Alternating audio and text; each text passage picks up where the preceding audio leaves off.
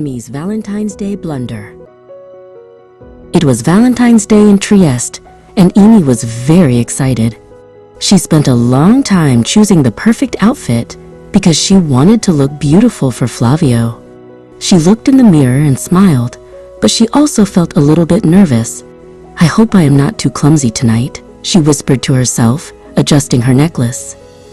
The city of Trieste was full of lights and red hearts. Emy walked through the grand Piazza Unità d'Italia toward the sea. The square was huge and beautiful, with white stone buildings and glowing street lamps. The wind from the sea was cold, but her heart felt warm. She thought about her new life in Italy and her date with Flavio. Flavio was waiting for her near the ancient walls of the Castello di San Giusto. The old cathedral of Trieste stood nearby, looking very peaceful under the stars. When he saw Emy, he smiled and walked toward her. "You look wonderful, Emy," he said. Emy felt her face get hot. She took the flowers he offered, feeling like a character in a romantic movie. They went inside a very elegant restaurant nearby. It was quiet and sophisticated. There were white tablecloths, candles on every table, and soft music playing. Flavio pulled out a chair for Emy. She tried to move gracefully, carefully sitting down. She wanted to be a sophisticated woman tonight, not a clumsy girl. A waiter brought the menu. Emy tried to read the Italian words carefully. She wanted to impress Flavio, so she practiced saying the names of the dishes in her head. Flavio watched her and waited patiently. Emy felt a bit imbranata as she struggled with the long menu, but she finally chose a seafood dish. Soon, the waiter returned with a cold bottle of sparkling wine.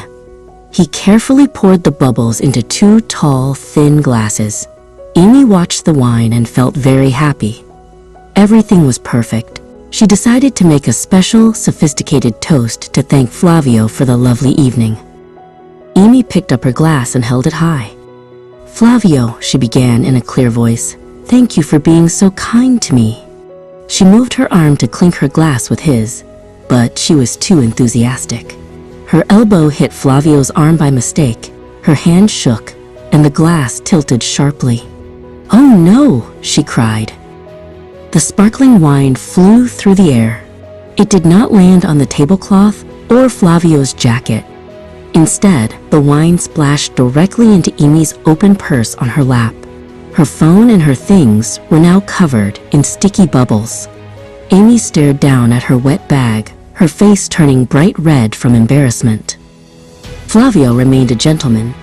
He called the waiter for napkins and helped Emy clean up. However, his face was different now. He looked disappointed and a bit tired, as if the romantic mood was gone. He didn't laugh. He just sighed quietly. For the rest of the dinner, he was polite, but very quiet. When Emy finally returned home, she threw her wet bag on the floor and sat on her bed.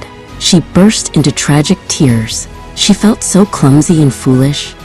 "He will never want to see me again," she sobbed into her pillow.